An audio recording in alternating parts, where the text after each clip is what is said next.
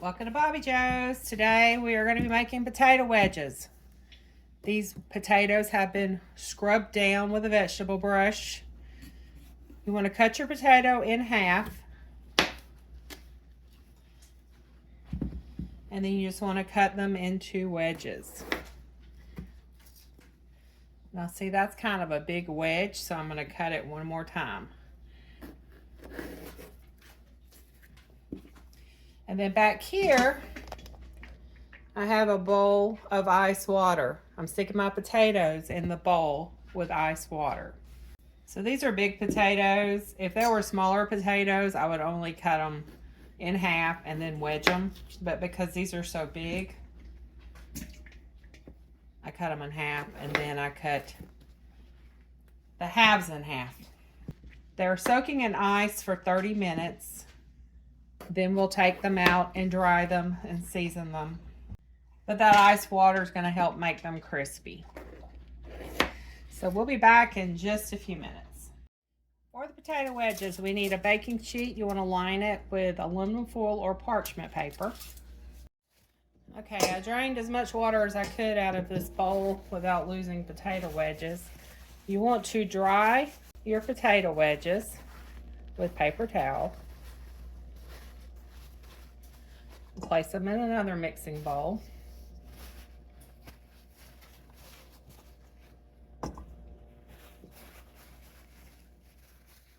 Typically I do 1/4 cup of extra virgin olive oil, but I have more potato wedges today than I normally do, so I'm going to do 1/3 cup of extra virgin olive oil.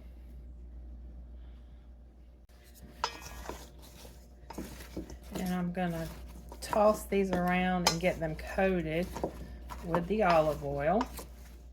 Next, we're going to add our seasonings. I have a 1/2 teaspoon of sea salt. This is a 1/2 teaspoon of smoked paprika, but I'm doing a teaspoon of smoked paprika. A 1/2 teaspoon of garlic powder. 1/4 teaspoon of black pepper. I'm going to mix all this together and get these coated. And then there's going to be a few of them I'm going to end up adding some hot pepper flakes to, or hot pepper powder. If you watched previous videos, I take my hot peppers out of the garden, I dry them out, and I turn them into flakes and sometimes into powder. And I use it when I cook things that I want to add a little spice to. And I really like these potato wedges with a little heat to them. My personal preference. So I'm going to take a few out and add some hot pepper flakes and powder to it. Probably going to need another baking sheet. You want to place them down like this on your baking sheet. This one's not really a wedge. We'll just place it like that. These are going to go into a 450-degree preheated oven for 20 minutes. Once 20 minutes is up, we're going to remove it. We're going to flip them and put them back in for another 15 minutes or so. Now I have these left, and I'm going to put some hot pepper seasoning on those. I'll show you that in just a second. These are some crushed red pepper flakes that I dehydrated. I'm doing about a 1/2 tablespoon.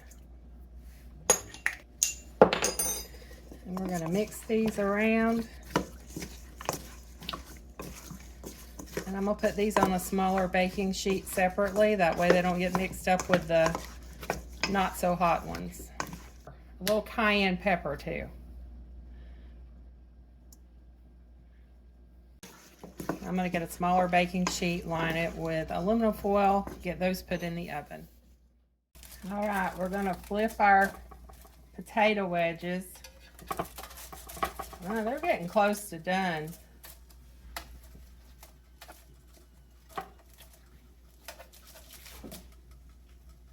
I'm having to cook them on the bottom rack, so they're getting done a little quicker because I've got chicken on the top.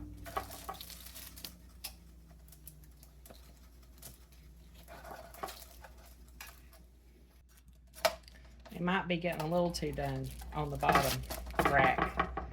Probably need to move them up.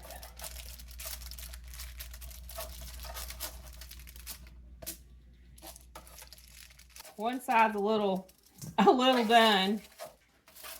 You can go ahead and eat them just like this. You can toss them in some parm.